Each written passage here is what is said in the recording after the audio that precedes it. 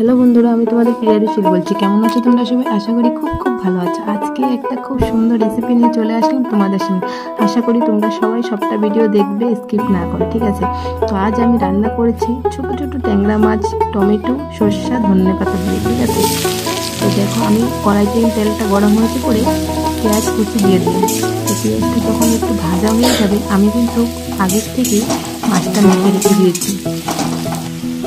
এই দেখো মাছটা দিয়ে দিলাম, টমেটো সরষা তারপর কাঁচা লঙ্কা টমেটোটা একটু ছোটো ছোটো করে কেটে দিয়েছি আর সরষা কাঁচা লঙ্কা পেস্ট করে দিয়েছি, ঠিক আছে।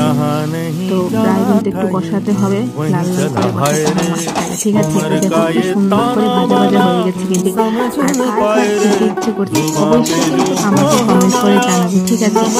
ভিডিওটাকে শেয়ার করে সবার মাঝে ছড়িয়ে দেবে, সবাইকে দেখার সুযোগ করার অবশ্যই তোমাদের কাজ, আর তোমাদের ভিডিও দেখা আমার কাজ, তাই না। আমরা